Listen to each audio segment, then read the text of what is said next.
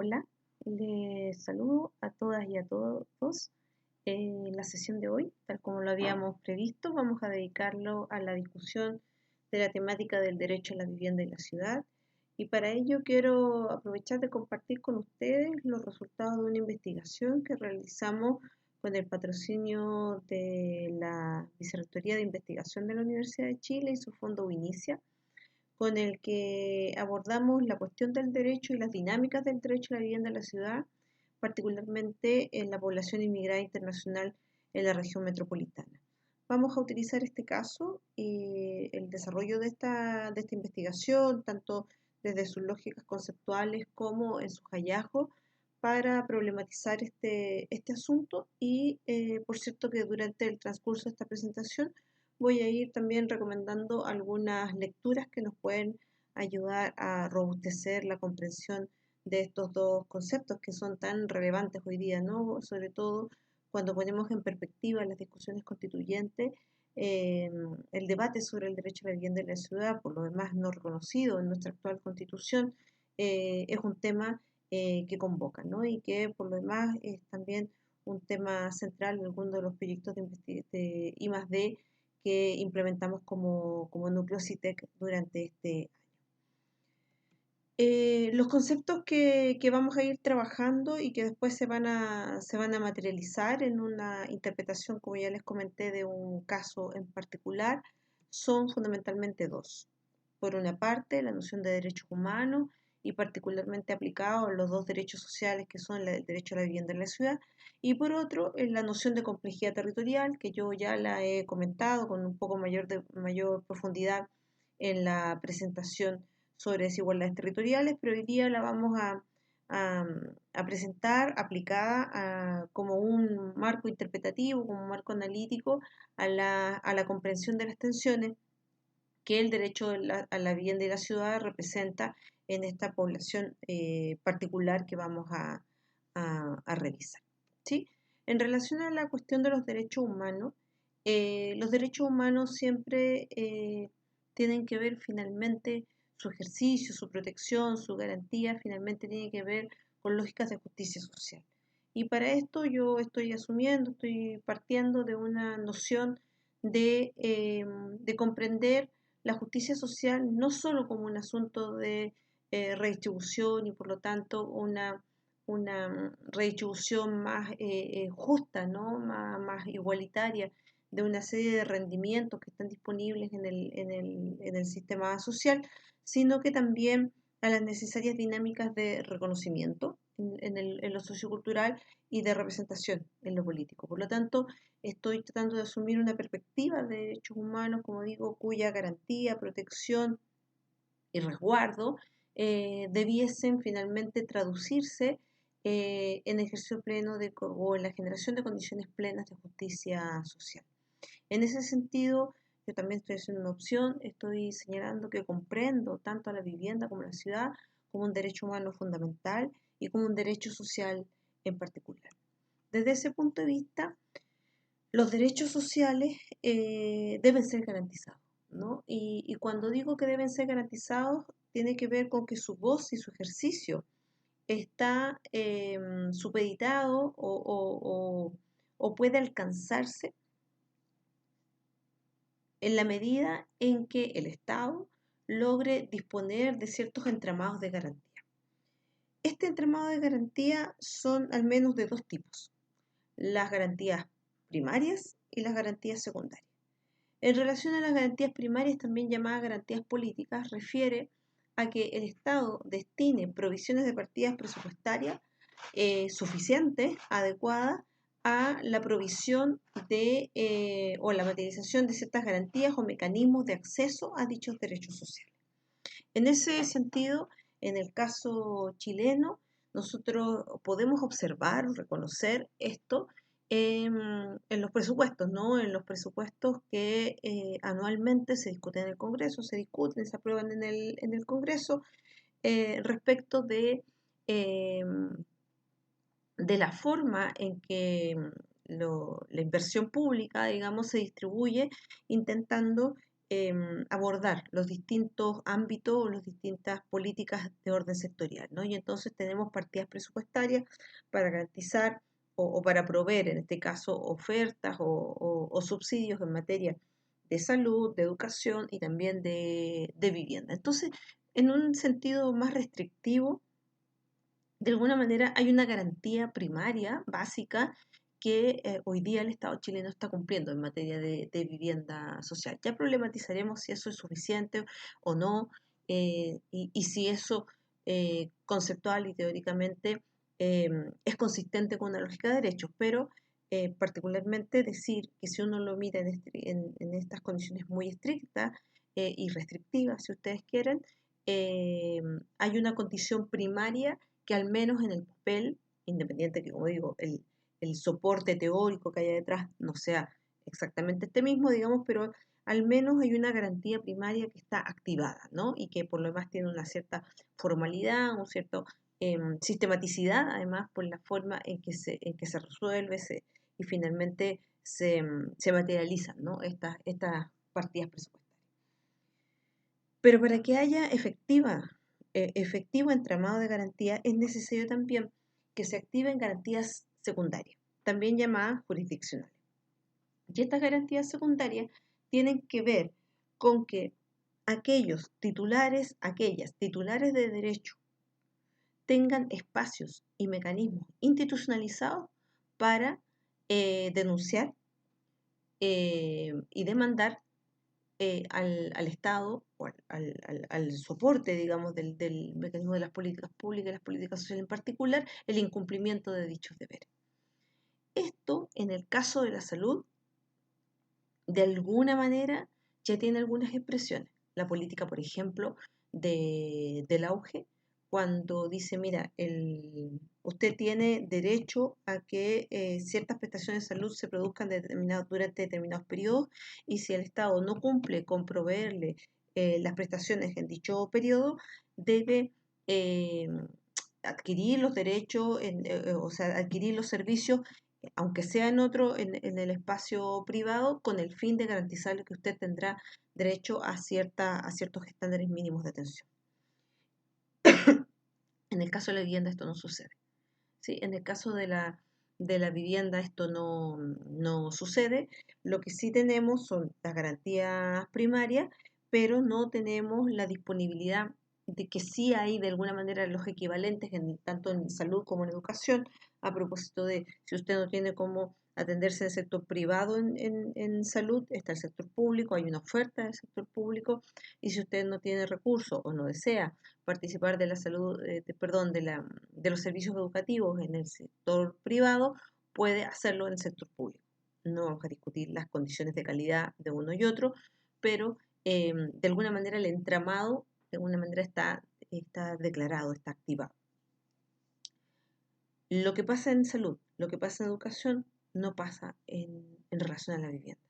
Porque hoy día eh, la vivienda en Chile no es un derecho, es un bien social.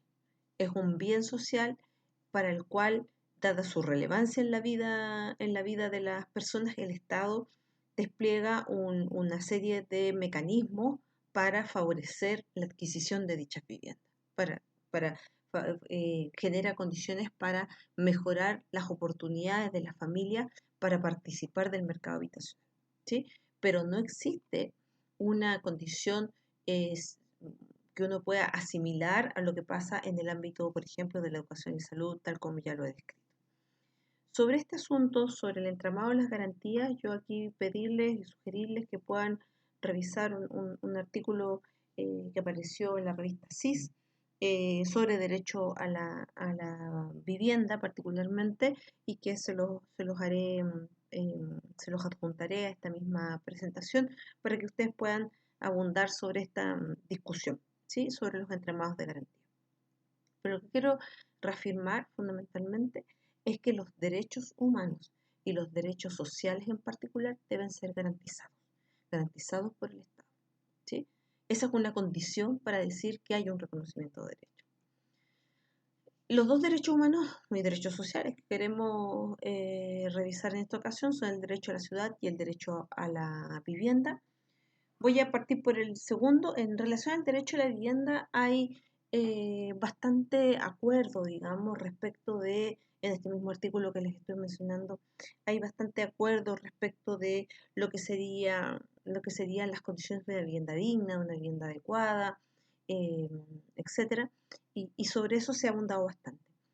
La operacionalización, si ustedes quieren, del derecho a la ciudad es mucho más diversa, es mucho más polisémica, hay apuestas de distintos autores, hay poca concreción constitucional del derecho a la ciudad, a diferencia de lo que es el derecho a la vivienda, pero para efectos de esta investigación en particular, en el texto que yo les estoy sugiriendo, el derecho a la vivienda aparece de manera mucho más en extenso desarrollado, también el derecho a la ciudad mencionado, pero el derecho a la vivienda en extenso desarrollado, pero para efectos de esta investigación, que la tomaré como un referente de caso para problematizar el asunto que nos convoca, vamos a entender que el derecho a la ciudad se traduce fundamentalmente en dos grandes dimensiones, que es el derecho a participar del hábitat, para eso tener una posición de centralidad dentro del espacio de la ciudad, condiciones de movilidad al interior de esta y de accesibilidad, ¿no? A servicios, equipamientos, etc.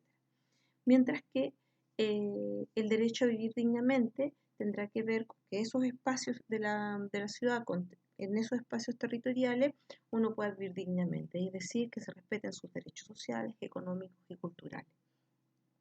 En relación a la vivienda, los asuntos que nosotros fundamentalmente observamos tienen que ver con la cuestión de la tenencia, la materialidad y el saneamiento, que son asuntos que voy a ir comentando a lo largo de la presentación.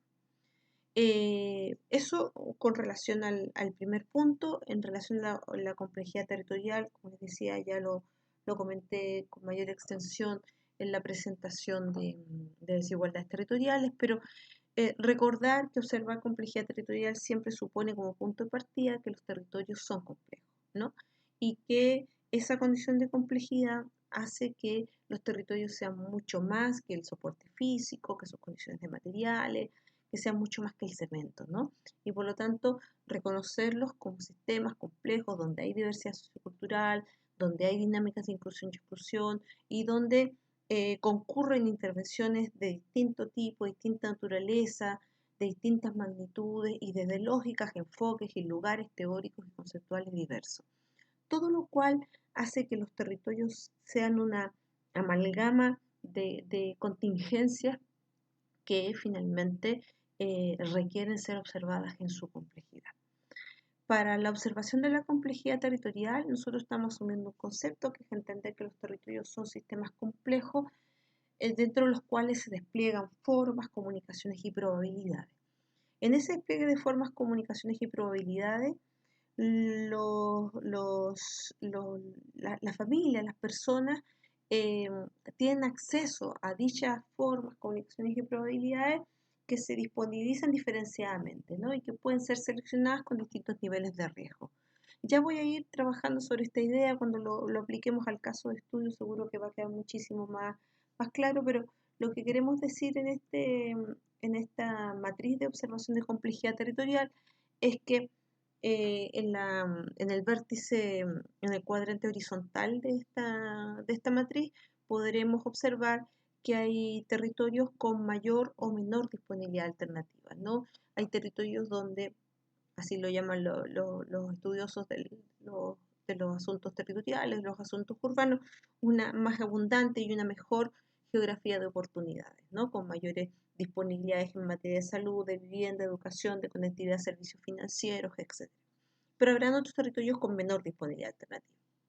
Mientras que eh, si nosotros permaneciéramos en este eje horizontal, estaríamos de alguna manera reconceptualizando, revisitando el concepto de geografía de oportunidades, pero lo que nosotros intentamos hacer con la matriz de observación territorial es complejizar la observación de esta geografía de oportunidades y tensionarla con la noción eh, de índice de riesgo. ¿Y qué es el índice de riesgo para nosotros?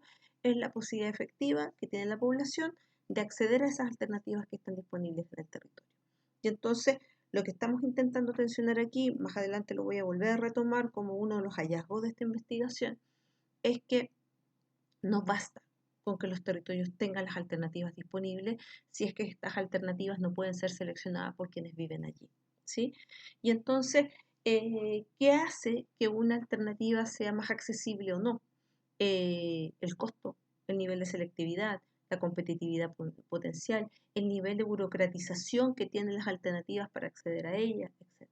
Y entonces habrán territorios con mayor índice de riesgo, es decir, con mayor complejidad, con mayor dificultad para seleccionar las alternativas, y territorios con menor riesgo de selección. Desde un punto de vista estrictamente sistémico, nosotros consideramos, aunque no lo declaramos en todos los auditorios, digamos, de la misma manera, a propósito de que hay auditorios que son más especializados, como este núcleo en particular que se dedica al abordaje del territorio desde lógica sistémico-constructivista, el índice de mayor riesgo sería para nosotros un índice de peligro, finalmente, ¿no? Y el índice de menor riesgo es la mejor capacidad de selección que se pueden dar de estas alternativas. De esta matriz de observación territorial surgen, que esta es una matriz que por lo demás generamos y validamos en un proyecto de investigación anterior, generamos 4 tipologías de territorio. Los territorios, voy a tratar de mostrarlo aquí con el cursor, los territorios que en este cuadrante superior derecho tienen muy buena disponibilidad de alternativas, pero alternativas complejas de acceder, ¿no? Y entonces nos encontraríamos con territorios con condiciones riesgosas para la inclusión social, entendiendo que la inclusión social es el resultado de la positiva interrelación entre la capacidad de selección y la disponibilidad de alternativas. Tendríamos territorios entonces donde, habiendo poca disponibilidad de alternativas, estas son de bajo riesgo de selección, por lo tanto serían territorios con condiciones básicas para la inclusión. Y por otra parte, tendríamos los territorios con mejores condiciones para inclusión social efectiva, porque tendríamos buena disponibilidad alternativa y baja capacidad de baja condición de riesgo, por lo tanto una alta capacidad de selección. El cuadrante más complejo es este, el superior izquierdo, donde confluyen dos condiciones complejas. Por una parte, una baja disponibilidad alternativa, y por otra parte, una alta dificultad para la selección, es decir, un alto nivel de riesgo. Estos son los que nosotros denominamos territorios de exclusión, y que fue un concepto, una noción que ustedes pudieron revisar en el artículo que les recomendé en la sesión anterior que tuvieron conmigo, que es el artículo sobre los territorios de exclusión en la región metropolitana. Así que pueden volver también sobre esa lectura para abundar sobre esta materia o para refrescar estos conceptos. Bien, vamos al caso de estudio en particular. Este es un estudio que hicimos particularmente. Su trabajo de campo se desarrolló con mayor fuerza entre el 2018 y el 2019. Es un estudio que tenía por objeto caracterizar las dinámicas de inclusión y exclusión en tres comunas de la región metropolitana que presentaban una alta densidad de población migrante internacional, y observar esas condiciones residenciales fundamentalmente en claves de derecho a la vivienda en la ciudad. Las 3 comunas seleccionadas son 3 comunas que habitualmente son indicadas como las 3 comunas de la región metropolitana que tienen mayor población migrante: Estación Santiago, Independencia y Estación Central.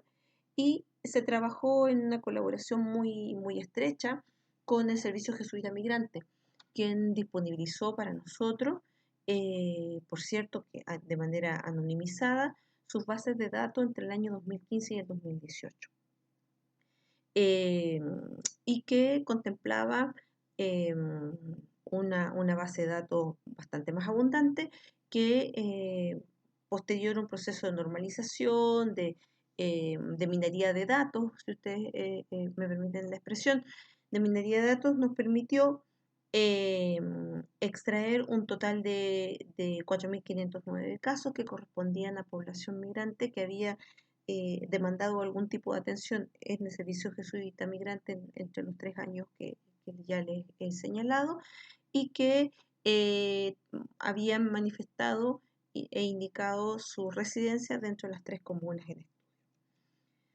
Se operacionalizaron las variables de disponibilidad, de riesgo, de derecho a la vivienda, derecho a la ciudad y se construyeron las pautas de indicadores comunales y se establecieron análisis de fuentes secundarias, tanto en sus bases de datos como en datos que ya estaban georreferenciados.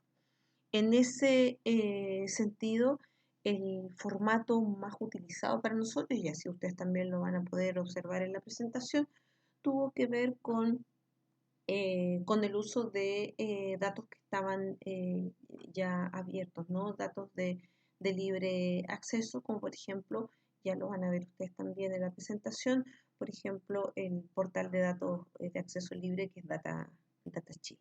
¿Sí?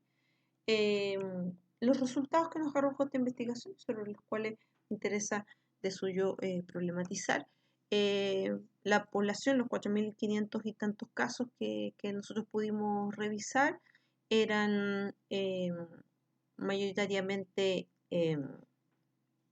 mujeres, salvo en el caso de Estación Central, que levemente era un poquito, apenas un poquito mayoritariamente masculino, y estábamos frente a una población que en su mayoría tenía 3 años o menos, ¿no? 3 años o menos residiendo en el país. Respecto de los países de origen, tanto en Estación Central como en Independencia, la nacionalidad predominante resultó ser la haitiana, eh, mientras que en Santiago la población venezolana resultó ser la población que concentraba un mayor número de casos. Vamos de lleno a la interpretación del derecho a la vivienda y la ciudad, que son los dos asuntos que a nosotros más nos preocupan en esta sesión.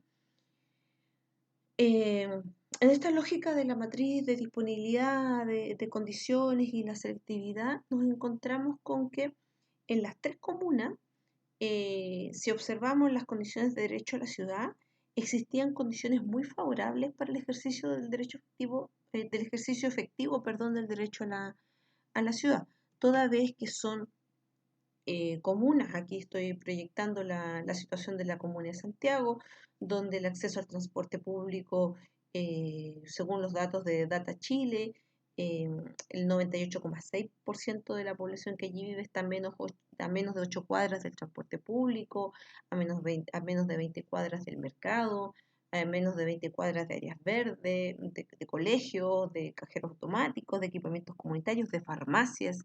¿Sí? Entonces, cualquiera de nosotros, de nosotras que se ha desplazado por Santiago, digamos, por la comuna de Santiago, verá que todos estos indicadores son muy evidentes, ¿no? Entonces, tanto en Santiago como en Estación Central, los indicadores de disponibilidad y de accesibilidad, digo, tanto servicios públicos como servicios de provisión de bienes y servicios, como farmacias, eh, ¿sí? ¿No? Mercados, supermercados, etcétera, es algo que está bastante declarado, ¿no? En el caso de Independencia, Data Chile no tenía sistematizados los datos, pero cuando uno revisa otros indicadores como la disponibilidad de áreas verdes o la más reciente, ¿no?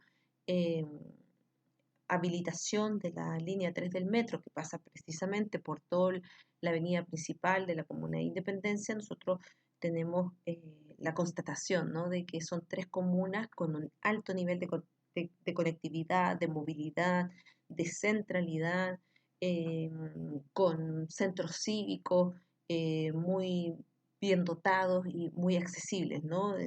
Cuando digo muy accesibles, me estoy refiriendo a las posibilidades de acudir a ellos, ¿no? De movilizarse, de transportarse hacia ellos. Por lo tanto, si uno hace una panorámica, ¿no? De lo que significa vivir en estas tres comunas, es vivir en tres comunas muy bien conectadas, donde la movilidad tiene diversas alternativas, eh, también a distintas a posibilidades de acceso, como digo, bastante eh, de bajo riesgo, ¿no? De bajo riesgo de selección.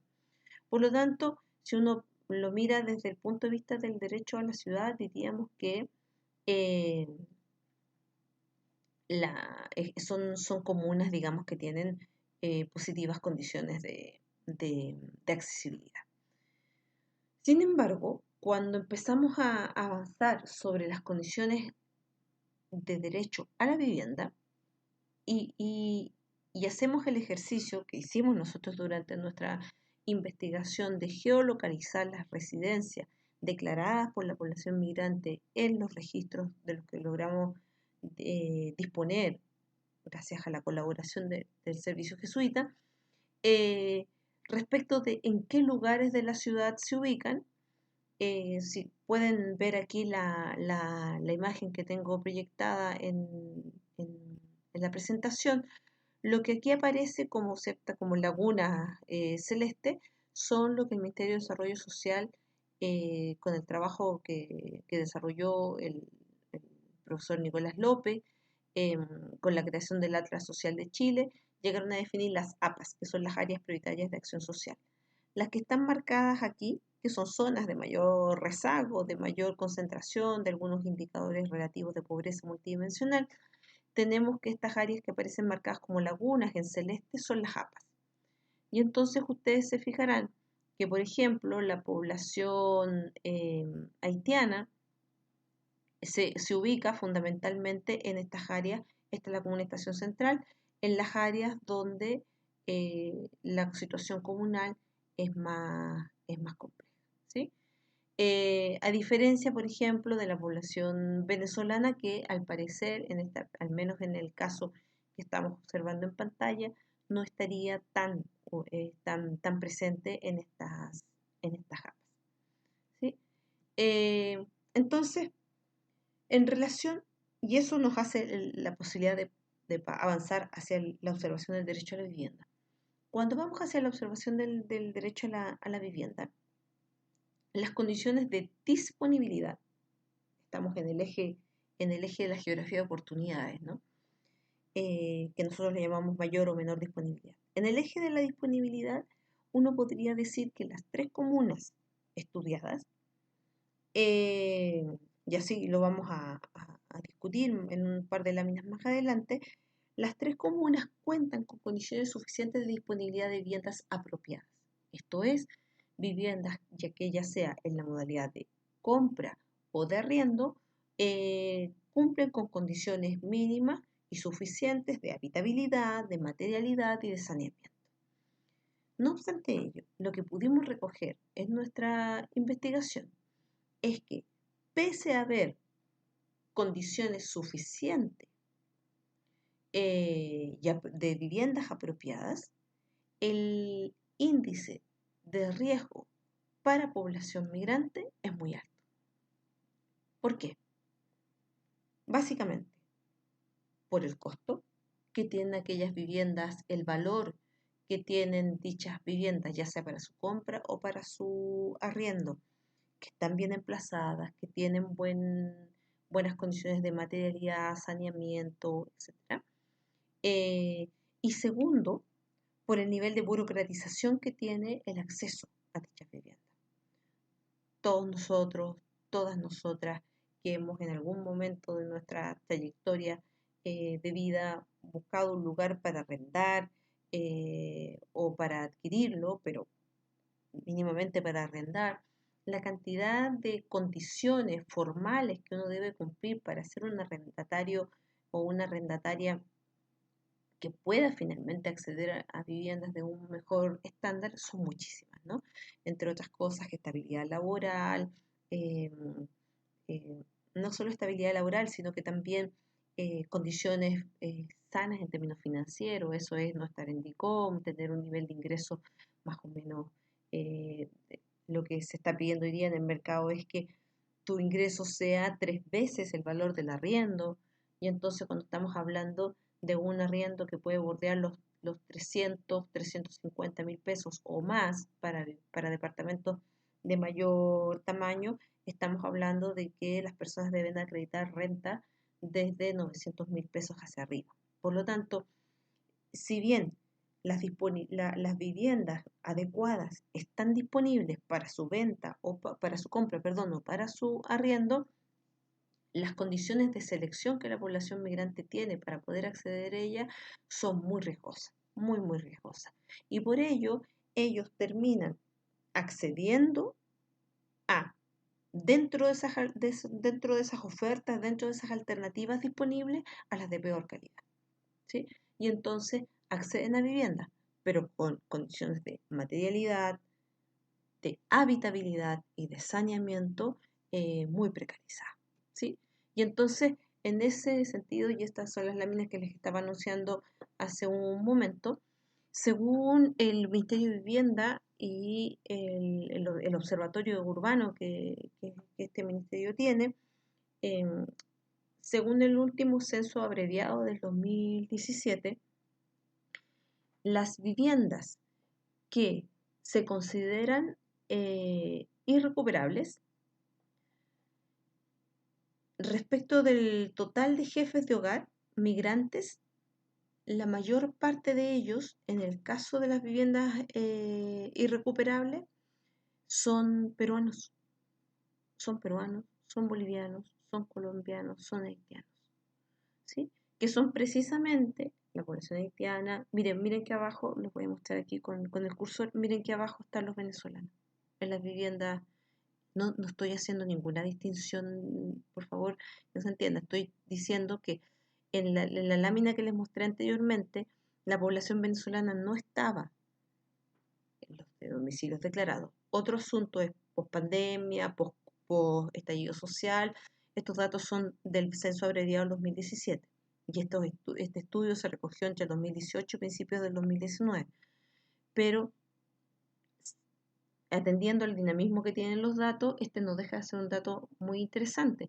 La población peruana y la población boliviana, la población colombiana y la haitiana son las poblaciones que están más representadas en lo que el déficit habitacional o en los estudios de déficit habitacional entienden como eh, viviendas irrecuperables. Y en condición de llegado, eh, otra vez la población peruana, la población haitiana, la población colombiana, boliviana y venezolana. ¿Por qué es mi hipótesis? ¿No? Esta es una hipótesis que absolutamente no tengo evidencias por ahora para poder demostrarla, pero la población venezolana encontraría mayores condiciones de allegamiento porque las estrategias que nosotros hemos visto, hemos observado, es que se agrupan, ¿no? Y se hacinan en viviendas de mejores condiciones de materialidad para poder, como digo, acceder a mejores condiciones de habitabilidad a costa de hacinamiento, ¿sí? Entonces, en ese sentido, tanto los que se hacinan, digamos, y viven en condición de allegado, como aquellos que, en definitiva, viven en, eh, en viviendas que son catalogadas como irrecuperables, es decir, que tienen una condición de deterioro, tanto en términos de materialidad como de saneamiento y de conservación, entonces estamos hablando de que esto es una ratificación de lo que nosotros estamos señalando en los resultados de este estudio respecto de que efectivamente la población migrante vive en condiciones habitacionales muy, muy fuertes, ¿sí? Para abundar más sobre los resultados del déficit habitacional, más adelante lo voy a volver a tomar también, también les voy a compartir dos documentos que contienen una síntesis de los principales resultados que en esta materia arrojó el censo abreviado 2017. Entonces,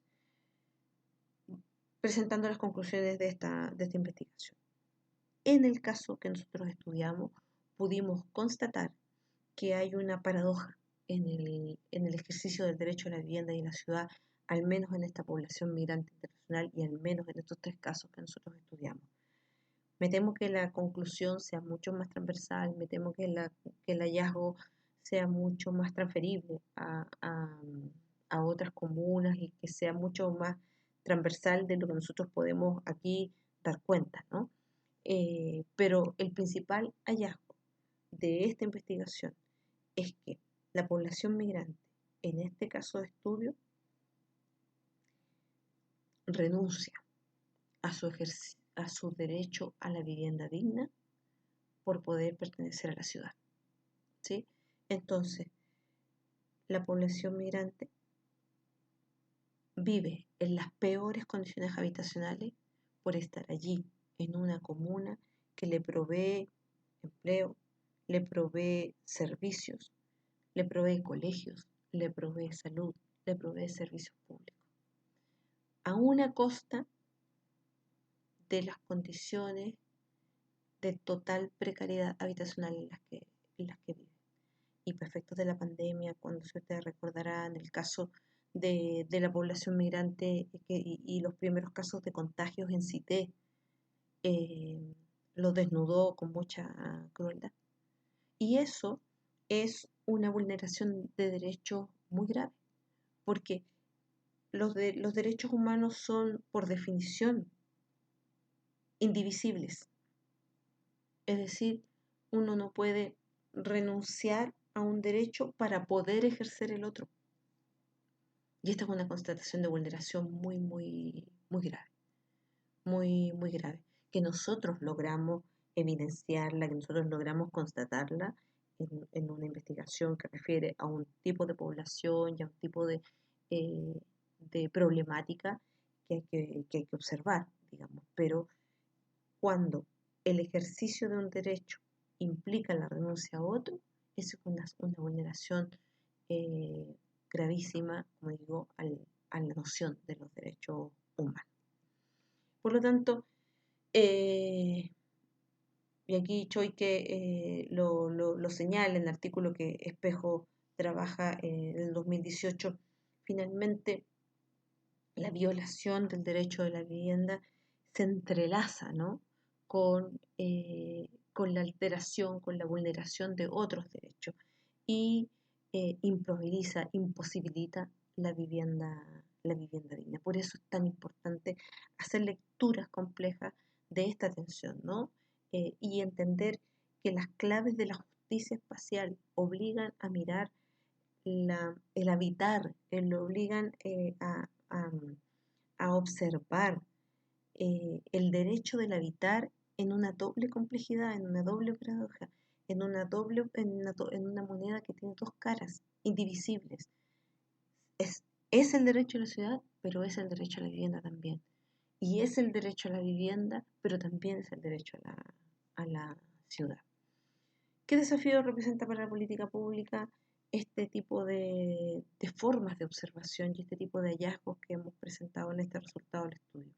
Primero, desde mi punto de vista, tensionar desde un enfoque de complejidad la lógica centrada en las capacidades, porque ya hemos demostrado en este estudio que la equitativa o la suficiente distribución de una geografía de oportunidades es condición suficiente, pero nunca, perdón, necesaria, pero nunca suficiente para configurar una estructura de garantías de derechos sociales. ¿Sí? Y qué mejor que decir, para abundar en esta convicción, que quisiera que fuera la convicción que con mayor fuerza es transmitir en esta presentación.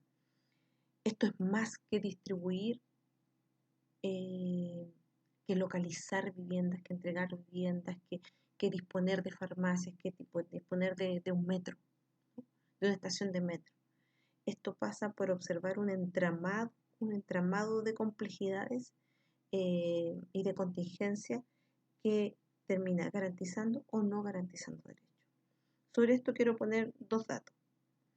El déficit habitacional calculado al 2017 es de más de 393.000 viviendas. Entonces uno puede decir, en una lógica lineal, si ustedes quieren, que tal como lo señaló la Joan McDonald por ahí por los 90, faltan 393.600 viviendas. La Joan McDonald se preguntaba cuántas casas faltan, aludiendo a la noción del déficit habitacional. Faltan 393.000, pero hay 665.000, casi 666.000 viviendas en Chile que están desocupadas. Entonces esto no es solo construir más viviendas, es construir viviendas más accesibles, ¿sí? Es construir ciudades que se puedan habitar, ¿sí? Y en las cuales uno pueda ocupar un lugar. Y como digo, no es solo un lugar material, aludiendo a las lógicas de la redistribución, sino que un lugar donde uno pueda habitar, movilizarse, existir, desarrollarse. Y por eso también el derecho a la ciudad no solo es derecho a la participación material de la ciudad, sino que también son derechos sociales, también son derechos culturales y también son derechos políticos. Para abundar en esto, según este mismo censo abreviado, las comunas de la región metropolitana con mayor crecimiento de su parque habitacional son Santiago, Puente Alto, Las Condes. Y solo 5 comunas registraron un aumento del déficit habitacional. Santiago aumentó en 5.020 unidades su déficit habitacional y es la que creció en 99.000, casi 100.000 unidades habitacionales. Pero su déficit es mayor. Independencia aumentó su déficit, Quilicura aumentó su déficit. Santiago, Independencia, Quilicura, otra vez las poblaciones con mayor población migrante. ¿Sí? Y entonces, no es solo, aquí se está demostrando, no es solo construir más viviendas. Mire dónde está Independencia, 14.000 viviendas nuevas. Sin embargo, Santiago e Independencia, las comunas, son solo las 5 comunas de la región metropolitana que aumentaron su déficit habitacional. Y estas fueron las comunas que más disminuyeron su déficit habitacional. Por lo tanto, el desafío con la política pública desde mi punto de vista es girar la observación en lógicas de complejidad territorial. Lógicas de complejidad territorial que asumen la diversidad sociocultural como un componente de dicha complejidad y con ello amplificar el horizonte interpretativo y explicativo de lo social más allá de la capacidad de agencia y capital relacional de los sujetos. ¿Sí? Porque de alguna manera, si seguimos interpretando que es el sujeto, la persona, la incapaz de adquirir una vivienda, entonces esa perspectiva no solo responsabiliza al sujeto de su situación habitacional, sino que le responsabiliza de alguna manera de autogarantizarse el derecho. ¿Sí?